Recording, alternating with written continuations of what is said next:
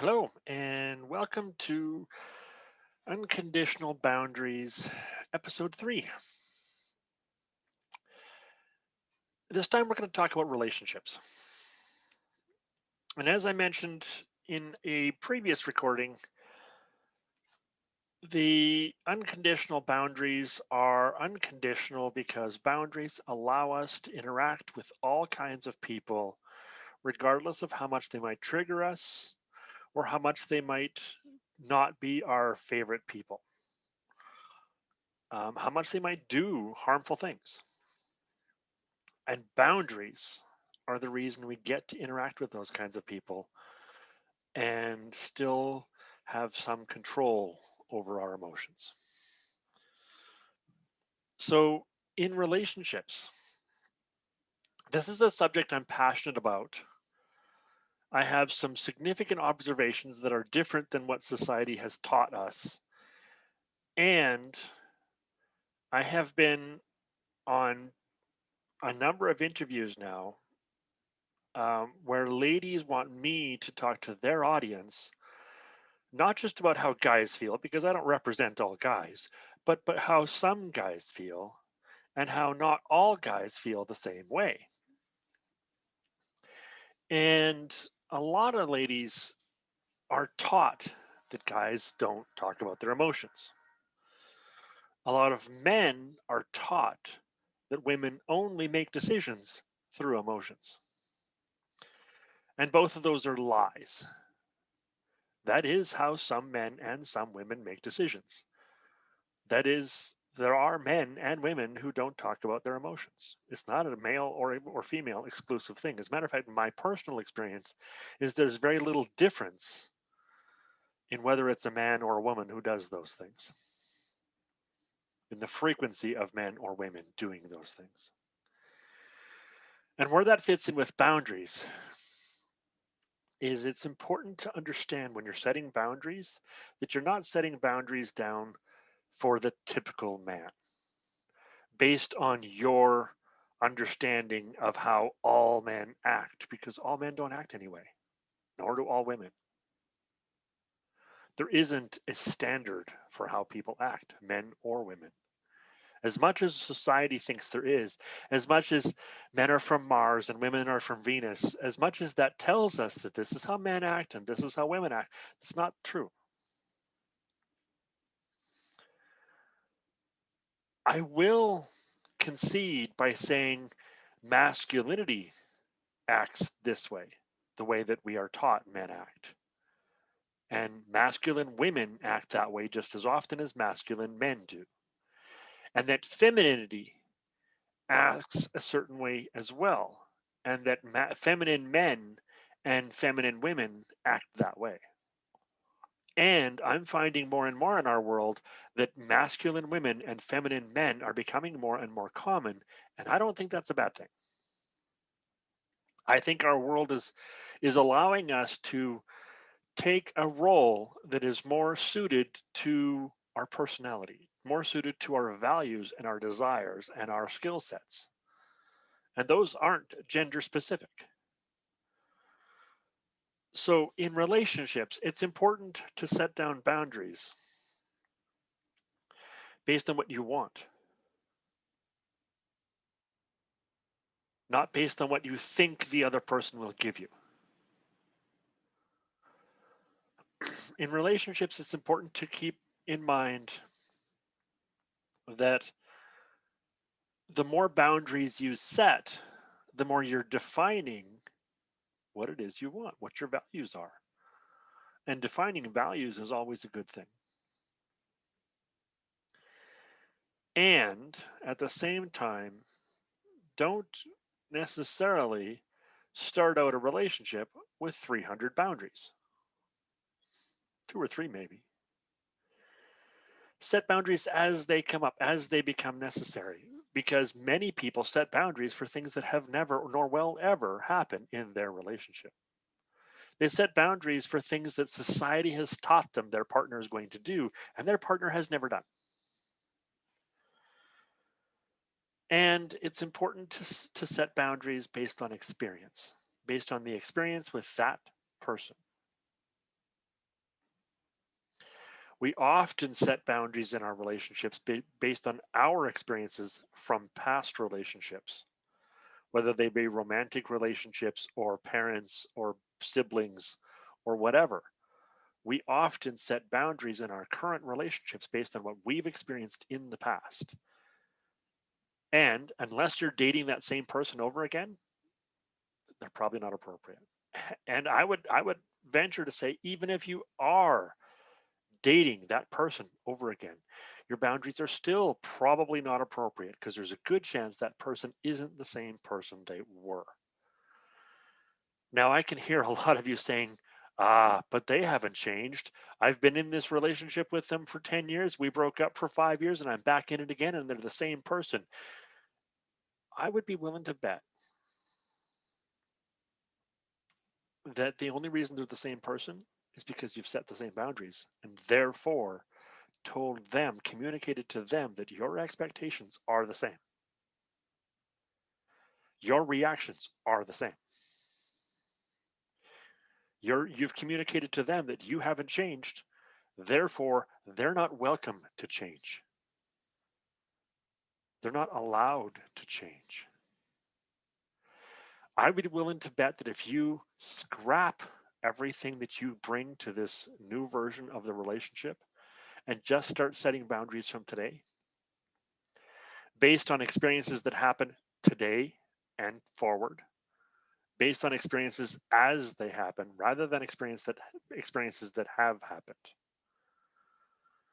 If you set boundaries based on experiences that are happening live, then you'll find your boundaries A, more natural, B, more loving, and C, unconditional. They won't be based on habits you've made in the past. Let me give you an example. Lots of people will say, my wife or my husband used to yell at me all the time. So I'm going to set a boundary that or no, my husband or wife yells at me all the time. So I'm going to set a boundary that if you yell at me, I'm going to leave the room. And the last time they yelled at you was 4 months ago or 2 weeks ago. So setting that boundary for the past, even yesterday, isn't necessarily accurate. However, if your spouse yells at you, you can, once you've processed your emotions for that, and that might take a day or a week, or maybe 2 weeks, or 4 months. But once you've processed the emotions from that event, you can set down a boundary. Because until you've processed the emotions for that event, it is still live happening now. It's not past until you've processed your emotions. And processing your emotions does not include the other person, the person with whom you want to set a boundary. Once you've processed your emotions, you can say to yourself, this is the line that I don't want that person to cross. And if they cross that, these are my 2 or 3 actions I want to take, that I will choose one of these 2 or 3 actions to take if they cross that boundary. And if they don't cross that boundary, if they every time they honor that boundary, I want to do one of these 2 or 3 actions. And it's important that you state the actions on both sides of that equation. Because if you say, well, every time he yells at me, I'm going to leave the room, and every time he doesn't yell at me, I'm going to give him a kiss, then how do you know when he doesn't yell at you? When he's sleeping, you're just going to keep kissing him all night long? The boundary isn't related to whether he does something. He or she does something. The boundary is related to the decision that that person made. So when confronted with conflict, if he yells at me, then that's crossing the boundary. But if when confronted with conflict, then he doesn't yell, he keeps a calm and collected voice, then I'm going to give him a kiss. Even if we're in the middle of an argument, if he's calm and collected, I'm going to give him a kiss to show him That's the voice I want him to use. I can tell him all I want to, and it won't matter. But if I give him a kiss, that'll make all the difference. It doesn't even have to be a juicy, loving kiss. A peck on the lips or peck on the cheek is enough. Physical contact. See, the reason why you want to have both boundaries on both sides of that equation is so that you know when the event happens. There isn't just this thing that he does or this thing that she does. Every time she does it, she's crossing my boundaries. No, because there are plenty of times. Then you're not acknowledging all the times they don't do it. And it's important that you have boundaries on both sides or actions on both sides of the boundary so that you acknowledge the times that it doesn't happen or that you get your way or that they do what you ask. Our brains are wired to only see the danger. And as a result, we often don't even see when there's no danger. I've seen countless relationships break up because of how many arguments they've had, completely discounting how many loving vacations they had, how many times they sat and watched movies together, how many times they went to a family dinner that was uncomfortable and had each other's back, completely discounting all of the wonderful sunsets they got to watch, the time they sat in the backyard around a fire, just sitting. Sometimes the only things that we look for is how many times we've made love or had sex. Sometimes the only things they look for is how many times have we sat and watched movies. And we don't see all the other things that we do to show love. So it's important when you're creating a boundary in a relationship to have actions on both sides of the boundary. If if my wife, um, oh, I don't know, if my wife tells me for the fourth time today to do a thing she's asked me to do, that's a boundary. I'm at that point, I'll tell her I'm not doing it. But if she tells me 2 or 3 times, that's still within my boundaries. She's allowed to do that. And if she does it, if the day goes by and she doesn't tell me a fourth time, or if I get it done before she tells me 4 times, then I'm going to do something for her. Or better yet, if she only asks me once and doesn't ask me again, trusts that I will do it, then I'll damn well make sure I do it, whatever that is. If my husband knows that I like him to buy me flowers on Sundays, or at least once a week, and I want him to buy me flowers as often as he can, once a week at the minimum. When he does buy me flowers, I'm going to give him something. A hug, a kiss, maybe a great evening in the bedroom, maybe some snuggling on the couch. Whatever it is, you know that he likes. A reward he's going to see as a reward, not one you see as a reward. And if he doesn't, then that's a cross boundary and you get to communicate that to him in however you want. Maybe you won't watch movies with him, or maybe you won't snuggle with him, or maybe you won't make love to him. You create your boundaries however you want to create them. I don't have a judgment as to whether they're good boundaries or not. If you want my help with boundaries, certainly feel free. Comment on the video, give me a call, drop me a message on Facebook. You can contact me at facebook.com/the midnight coach. If you want some help, I'm there to help. And even if you don't get help, it doesn't really matter what the boundaries are as long as you acknowledge both the positive and the negative, both the meeting of the boundary, the respecting of the boundary, and the crossing of the boundary.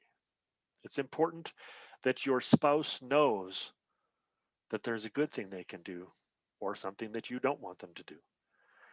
It's also important to be able to separate your emotions from the results. One thing that we do when we're setting boundaries is we often set boundaries when we're hurt or sad or angry. My spouse yelled at me. I don't want him or her to yell at me. Therefore, I'm going to set a boundary. Or I'll heal the wound that loud voices trigger in me. I'll heal the wound that hearing him or her yell at me has that triggers that brings up in me. I'll heal the pain that being yelled at brings. And then if I still want him or her to not yell at me, I might set up a boundary at that point. But setting up boundaries through emotions usually doesn't allow us to give both sides, not fairly. And if you want to have a positive relationship with your spouse, if you want to create a happy place, a happy relationship, a healthy relationship, one where you both feel respected and both equally participate, if that's what you're looking for, then you need to treat the boundaries exactly the same way. Boundaries also have to have equal participation on the positive and the negative side, when they're crossed and when they're honored. One of the things that I see often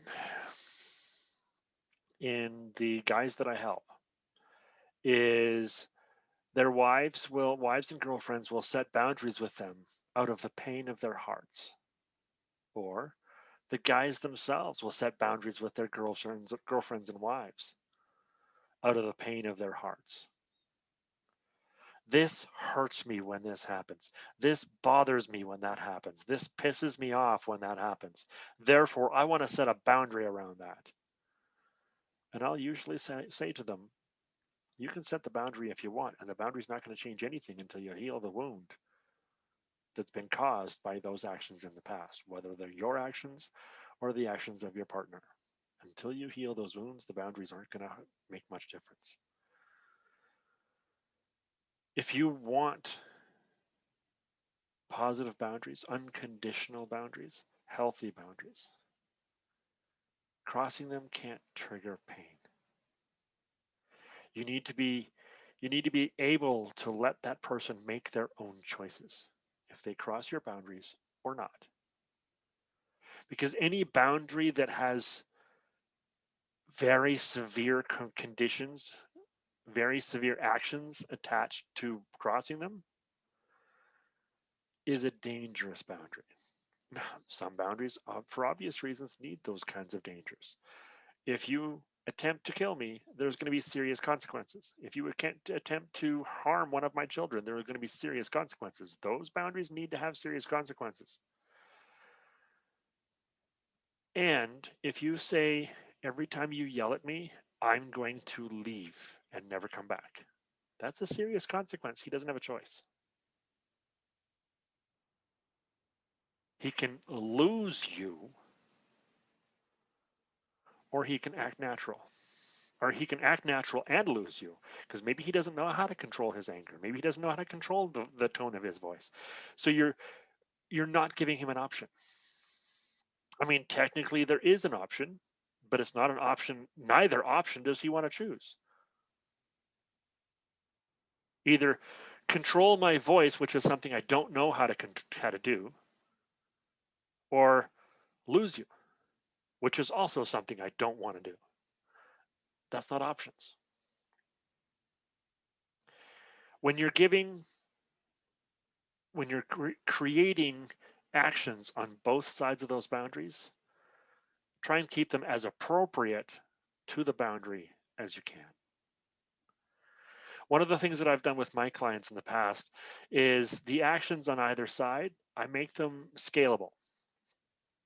So I suggest that they make them scalable. For example, if your spouse yells at you, there are three possible actions. If my spouse yells at me, I'm going to tell him to lower his voice, ask him to lower his voice. I'm going to leave the room. Or I might go stay at a friend's or relative's house for the night. Now, those are scaled responses. The first time I'll do the first action. The second time I'll do the second action. Or the third time I'll do the third action. And those aren't written in stone. You can go straight to the third action. You can do the first action over and over and over again. You can do the first, and then the second, and then the first, and then the second, and then the third. It doesn't matter what order you choose them in, but they are designed to be a scaled, a ranked response, right? The idea there to help that person see the boundary they're crossing. And especially for people who have a habit of crossing those boundaries, it might be good to have a ranked system so that they know, because sometimes they won't be able to control themselves and sometimes they will. So allow them to cross those boundaries and have a ranked response. A scaled response allows you to help them learn where your boundaries are. It's the same on the positive side. If you've asked your partner not to yell at you and you see a conflict coming up and they don't yell at you, they don't raise their voice, you can give them a kiss on the cheek. You can give them a very loving kiss, included with a large hug, a very tight embrace. That's a very loving embrace, a thankful embrace. And you can give them, go make love with them. Go give them some sex if that's what they want. Those are also ranked responses.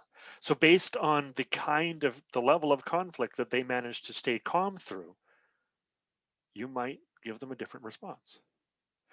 And if they if their conflict continues and it starts and they manage to keep their voice calm and you give them a peck on the cheek, and the conflict continues and they continue to keep their voice calm, then maybe that's where they get a nice embrace with a good juicy kiss. And if you resolve the conflict and it was very intense and heavy, but you resolved it, or maybe you agreed to resolve it at a different time, you might choose to make love to your partner as a gratitude for honoring your boundary. Now, those aren't the only possible responses. I'm only using those as examples. I'm using those as examples because a lot of the guys that I talk to would like those responses. Again, not all of them. Some of them don't want those responses, or those aren't their favorite responses. But for many of them, it is.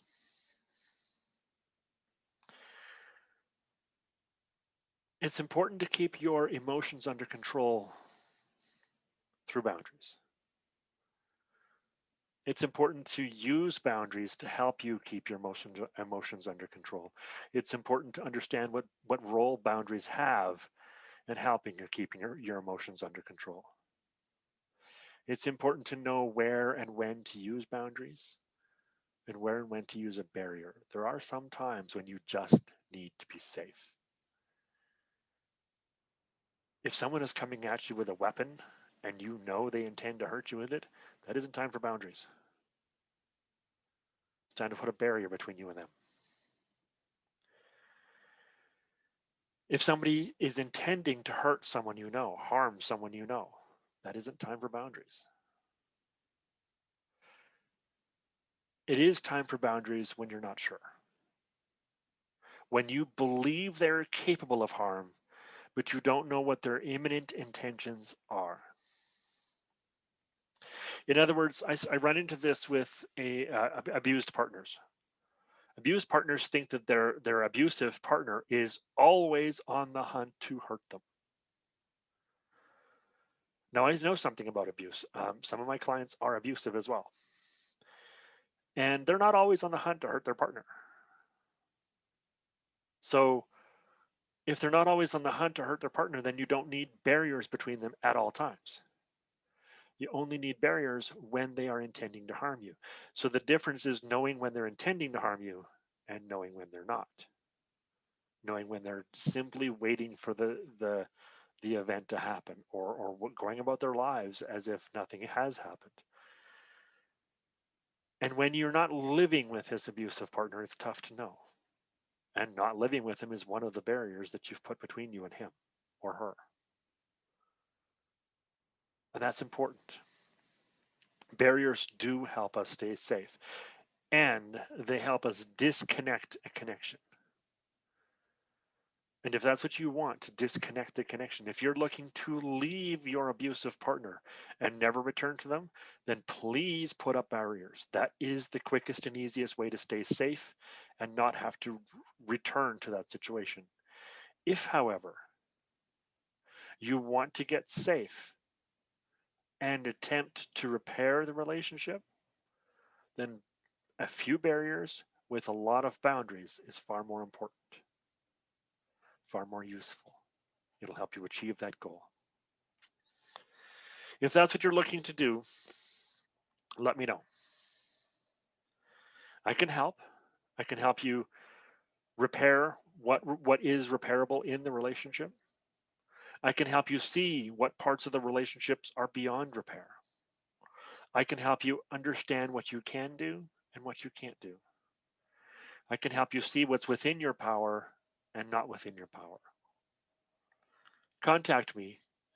I'd love to help. Relationships are my specialty, and damaging relationships, whether you're the one doing the damage or receiving the damage, are my specialty within the specialty of relationships. I want to help repair damaged relationships if they're repairable. And I want to help people who are trying to repair their relationship to do so if it's possible, and to find out when it's not. Drop me a line, let me know, let me help. I'd really like to fix this, to change our world and how we respond to hurtful relationships.